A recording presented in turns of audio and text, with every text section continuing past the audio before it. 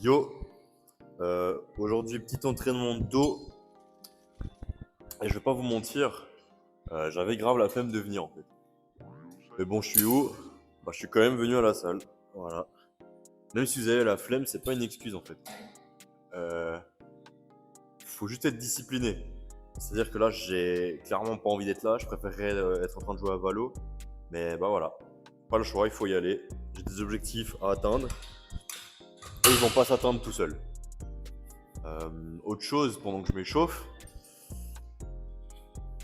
aujourd'hui, j'ai posté une vidéo du coup pec épaule, la première avec les nouveaux micros, et j'ai eu un problème de son, je sais pas pourquoi. Euh, En gros, j'ai upload la vidéo sur YouTube et j'ai pas regardé le rendu que ça a donné avant, depuis le logiciel de montage jusqu'à la vidéo du coup. Parce que quand vous faites du montage, vous êtes obligé de faire ce qu'on appelle un rendu, d'exporter la vidéo depuis le logiciel de montage jusqu'à vos documents de PC. Et durant l'exportation, il y a eu un problème. Ça a enlevé le son complètement. Du coup, la vidéo elle était postée pendant 1 heure, mais il n'y avait pas de son dessus. Et j'ai mis du temps à m'en rendre compte parce que bah, je l'ai posté, puis je suis parti faire autre chose, je suis parti faire ma vie, quoi. Mais ouais, autre chose niveau administratif. Lundi et mardi, je suis à Milan. Du coup, je pense que demain matin, je vais m'entraîner, mais je vais pas filmer parce que voilà, je m'entraînerai le matin, j'aurai la tête dans le fiac, voilà quoi. Ça va pas être la meilleure des vidéos et même je suis même pas sûr d'aller m'entraîner. Euh, mais du coup j'essaie de vous faire une vidéo mardi soir pour la poster du coup mercredi de mon retour à Milan, mais pas sûr encore, on verra. Du coup il y a cette vidéo qui sort lundi. Peut-être que mardi, mercredi vous avez pas de vidéo, mais c'est normal du coup. Et on reprendra le rythme normalement juste après mon retour à Milan. Enfin, pendant que j'étais en train de m'échauffer, j'ai pensé à un truc. Euh, c'est relou pour moi, pour vous, ça change pas grand chose.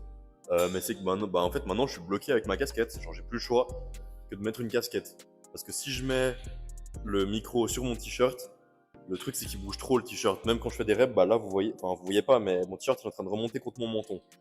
Du coup, ça va faire des bruits parasites tout le long des séries. Et c'est un petit peu relou. Du coup, je suis coincé avec une casquette. Voilà, je vais avoir une big calvitie à cause de vous. Allez, on va commencer la première série.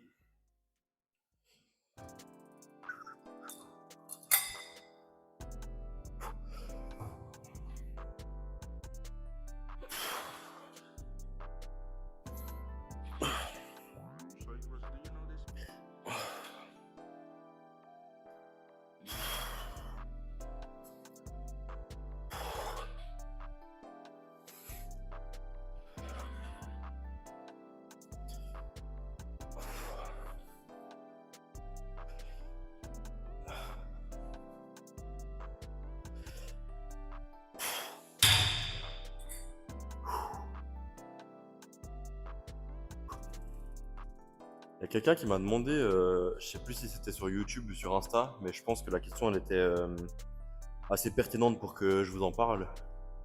C'est quelqu'un qui m'a demandé si, euh, dans le décompte de mes séries de la semaine, je comptais les séries de tirage vertical comme des séries de biceps. Et en vrai, c'est une question. Putain, il y a une voiture qui bombarde. C'est une question plutôt légitime. Parce que pourquoi est-ce que je le mettrais pas dans les séries de biceps en fait? J'ai pas vraiment d'explication pour ça, mis à part que bah, c'est pas le muscle principal qui est travaillé là. C'est pas du tout le muscle que je sens le plus. Celui que je sens le plus là, c'est mon dos. C'est comme si je comptais les triceps dans le bench press par exemple. Alors selon la prise, en vrai de vrai, bench press c'est un petit peu différent. Parce que si vous prenez vraiment close grip, là vous taffez vraiment beaucoup les triceps parce que vous avez une énorme flexion de bras, flexion de coude du coup. Mais ici, non franchement ça je le compterais pas comme un exo biceps. À moins que je prenne comme ça, du coup en supination, pronation, et que vraiment j'essaie de tirer avec mes bras, comme ça, au lieu de tirer avec mon dos. Je sais pas si vous voyez le truc. Mais du coup, réponse courte, non, je compte pas. Réponse longue, ça dépend de la variante de l'exo. Voilà. Je suis absolument pas sûr de ce plan, parce que vous avez le gros poteau jaune en face de vous, mais bon, on l'attend, hein, on verra bien.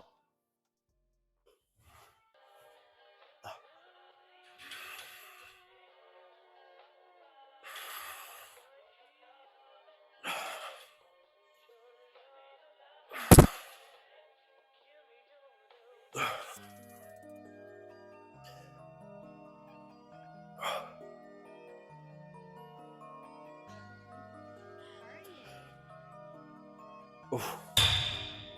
Ok, dernière série, après on va changer d'exo.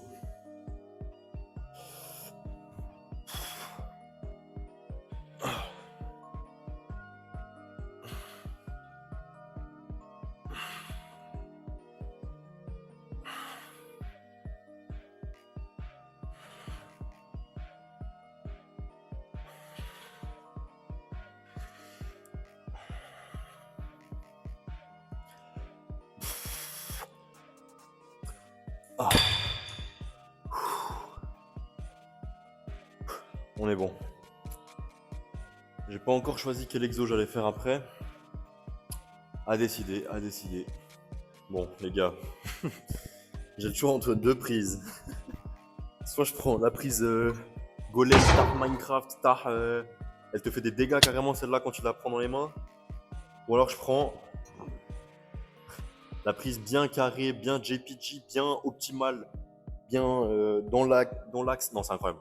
Bon, si vous êtes attentif, j'ai pas de straps. Du coup, vous pouvez savoir que j'ai déjà utilisé celle-là en fait.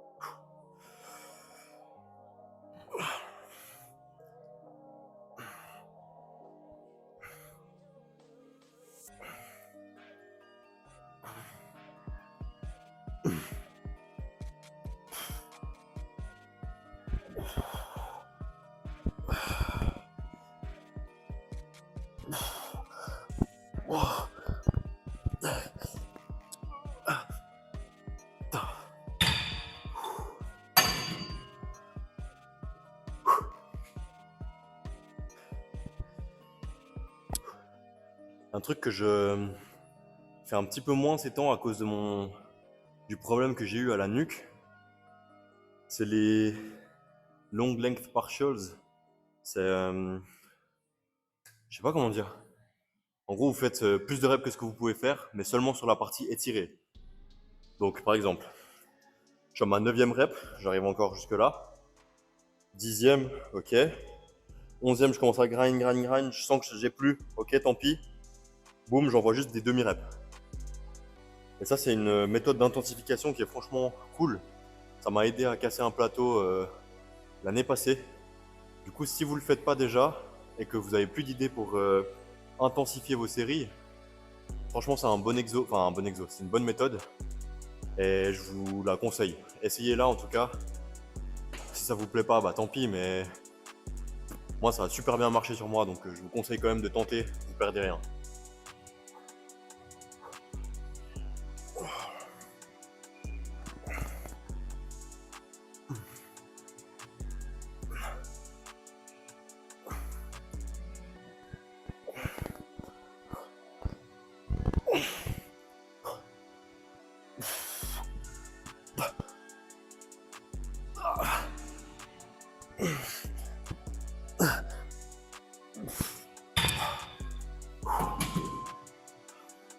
Bon, allez, on est bon.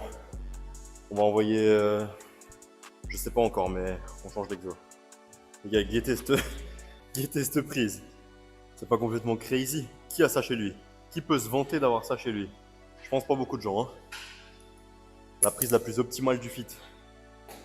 Non, mais en vrai, si on parle d'optimalité, ça me fait penser à quelque chose.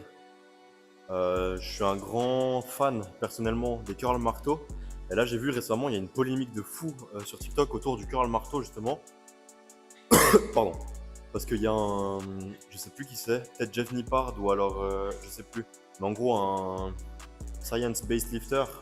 Donc un mec qui s'entraîne plus ou moins grâce à la science, on va dire ça comme ça. Donc il fait que les mouvements optimaux, avec le degré de je sais pas quoi, de. Bref, voilà. Qui a dit justement que le curl marteau, bah, en fait, c'était pas un exo très efficace. Et en fait, il y a tellement d'écoles différentes dans la muscu. Vous avez les. Comment on pourrait les appeler? En anglais, c'est genre meathead. C'est genre les. On va dire gogol, même si c'est pas du tout ça. J'ai rien contre les gens qui s'entraînent comme ça, parce que moi, je pense en faire partie. C'est-à-dire, c'est les gens qui se posent pas trop de questions, qui juste, ils envoient et c'est tout. Ils font un exo, point barre, ils se donnent à fond, c'est tout. Et t'as les scientifiques à côté, on va les appeler comme ça, les rats de laboratoire, qui eux essaient de toujours de trouver l'exo le plus optimal pour avoir le recrutement du muscle qu'ils cherchent. Et vraiment avoir le plus de gains possible en faisant cet exo-ci. Mais il y a, à mon humble avis, une école qui se trompera jamais, c'est l'école de ceux qui se la donnent à fond en fait. Parce que peu importe qu'on le fasse de manière scientifique ou de manière gym bro, bro science, en mode ouais non mais ça t'inquiète j'ai vu un exo sur TikTok, ou alors t'inquiète je fais juste du rowing à la barre comme ça comme un gros bûcheron, bah tant que tu te la donnes à fond, tu vas faire des gains. Voilà, donc essayez pas trop de vous creuser la tête parce qu'il y a plein de gens qui me posent aussi des questions sur TikTok. Les gars, vous allez un peu trop loin, il n'y a pas besoin de se creuser autant la tête que ça, je vous jure. Juste, jet, comptez vos macros, comptez vos calories, vraiment ça change tout. Dormez bien, buvez à fond et donnez-vous un max à l'entraînement. Et voilà, normalement vous allez prendre, il y a pas d'autre moyen. Allez, t'as jamais fait cet exo, je sais pas. Non, bon, on va voir. On va voir.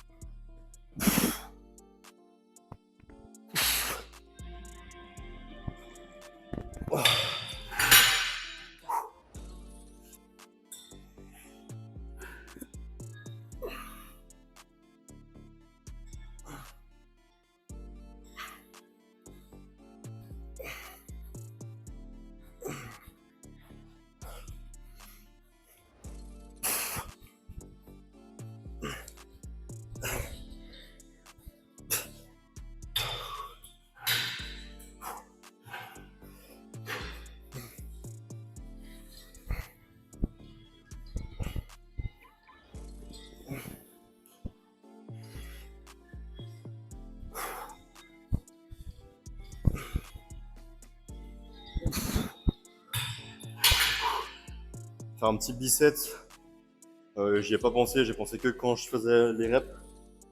Biceps avec des tractions en prise neutre.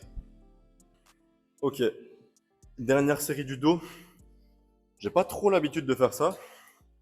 Dans mon ancienne salle, il y avait une machine, vous savez, pour faire les dips et les tractions, mais assistée. C'est-à-dire que vous avez une espèce de plateforme là, vous vous mettez dessus, et vous pouvez du coup mettre un stack, mettre le poids que vous voulez déduire de votre poids à vous. Ça, j'aimais bien faire en fin de séance parce que les tractions, j'arrive bien à squeeze en haut du mouvement, contrairement au lat pull down quand je l'ai fait au début. Parce que le lat pull down, du coup, j'essaie de charger plutôt lourd. Et mon but, c'est pas de squeeze. Mais du coup, j'arrivais à faire un peu des deux, un peu de squeeze et un peu de lourd, en ajoutant les tractions, du coup, délestées à la fin de l'entraînement. Là, j'ai envie de retester ça, mais j'ai pas de stack. Et mettre l'élastique, ça me fait un petit peu chier. J'aime pas l'élastique, je trouve que c'est bizarre. Du coup, je vais juste faire des tractions normales et puis voilà. Hein. Pas se casser les fesses.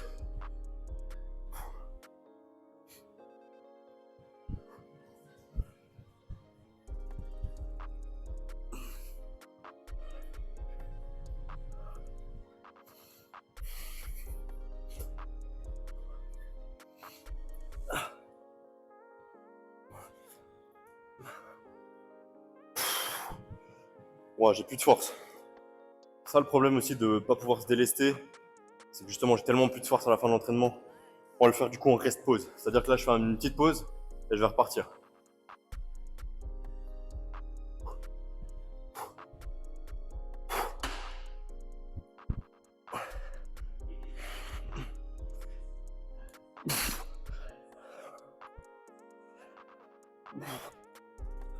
Oh mon dieu. Je pense qu'on est bon pour ce qui est du dos. Du coup je vais envoyer des séries de derrière d'épaule. Je vais pas tout vous filmer. Parce que 6 séries à nouveau c'est relou de faire la même chose. Si je change d'exo je vous filmerai 2 séries. Et sinon je vous en filmerai qu'une et puis on se retrouve au posing. Ok, du coup comme prévu je vous filme que la dernière série parce que j'en ai fait 6 de la même chose donc pas très intéressant. Pas très intéressant.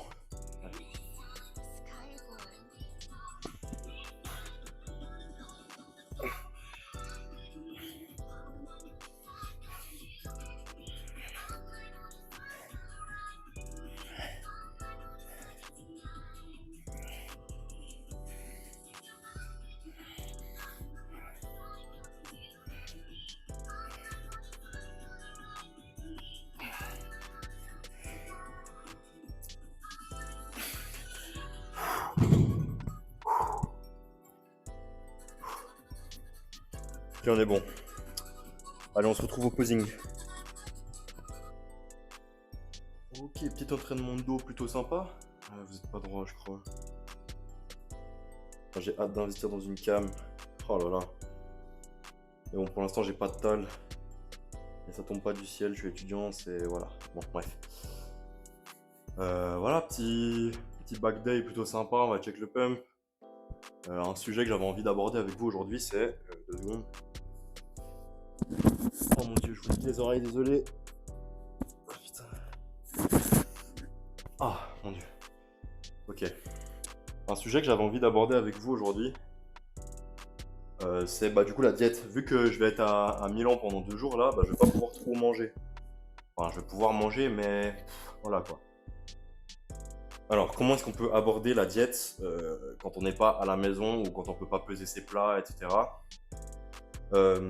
Ça dépend en fait. Si vous avez un peu l'habitude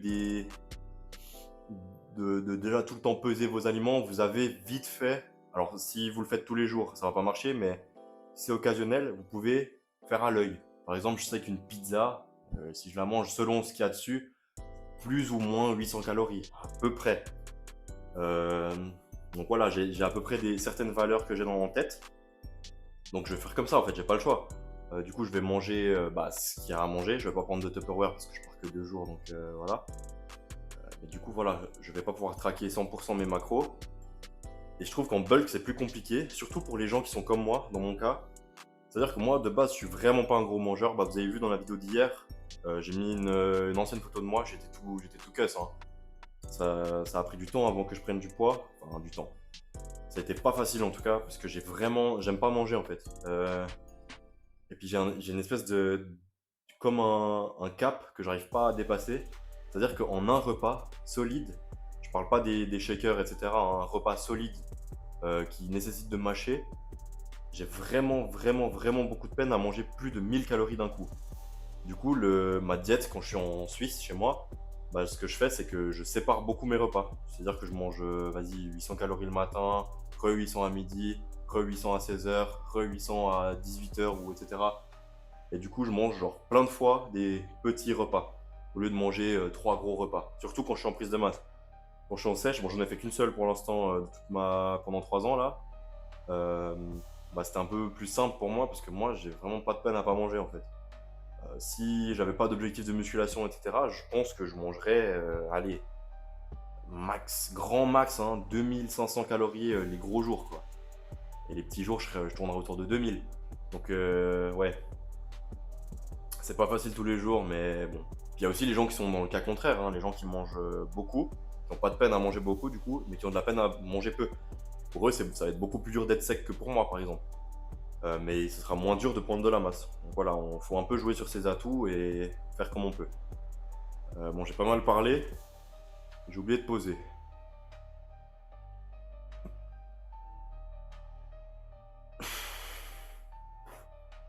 Vraiment, le dos, c'est tellement dur de poser.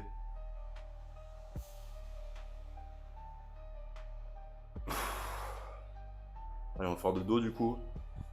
Oh mon dieu, j'ai. Ah non, ça va. Il y a une période, je mangeais tellement sucré, j'avais tellement de boutons dans le dos. Là, ça va vraiment mieux.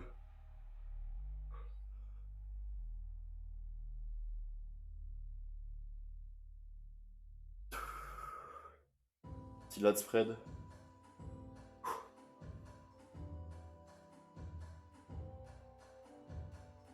En fait, lat spread, je sais pas, j'ai jamais su. Est-ce qu'il faut arrondir le dos ou il faut juste écarter les lats? Parce que si j'arrondis, ça change. Je sais pas.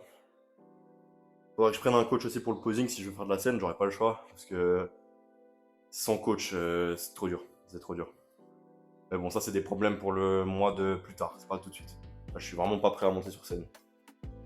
Du coup, je m'excuse d'avance, il n'y aura pas de vidéo euh, mardi, mercredi. Du coup, lundi, vous avez une vidéo et vous avez celle-là. Mardi, mercredi, sûrement pas de vidéo, à moins que je me déterre et que je filme l'entraînement que je fais demain matin. Mais vraiment pas sûr. Parce que je serai un peu dans le rush et tout, donc ouais, pas sûr. Euh, et sinon, bah, du coup, on se voit. Pas de vidéo mercredi, jeudi. Du coup, non, mardi, mercredi. Du coup, on se voit sûrement jeudi. Et si j'ai vraiment pas eu le temps, on se verra vendredi. Et je vous ferai un petit jeu concours pour gagner. Qu'est-ce que je peux vous faire gagner? Ma strap dégueulasse que j'utilise depuis 3 ans maintenant, qui sent bien la transpiration, qui est imprégnée de caca. Voilà, je la ferai gagner à celui qui met le commentaire avec le plus de likes, ok? Voilà. Non, je rigole, hein, je répète ça. Mais bref, du coup, je pense que j'ai discuté un peu de tout ce que j'avais à parler. La diète, voilà, si vous êtes pas chez vous, bah, vous prenez un petit peu moins la tête. Je sais que c'est relou, hein. Ouais, ça m'a coupé en plein milieu de discours. Je suis désolé, j'ai eu le stockage de mon iPhone saturé, j'ai plus de place sur mon bigot. Mais du coup, ce que j'étais en train de dire, c'est que la diète, si vous n'êtes pas chez vous, les gars, vous prenez pas la tête. Vous n'êtes pas des robots. Je sais que ça fait chier mentalement quand on est en bulk de manger moins, on sèche de manger plus pendant quelques jours. Mais les gars, on n'est pas à Olympia, on a des physiques de mecs qui vont à la plage, donc c'est pas. Ça se verra un petit peu, mais c'est pas la fin du monde. Donc vous en voulez pas si pendant 2 jours vous traquez pas trop. Tant que vous avez une idée globale de où vous êtes et que vous mangez vos protes, merliche comme on dit, c'est ok. Du coup, c'est tout ce que j'avais à dire.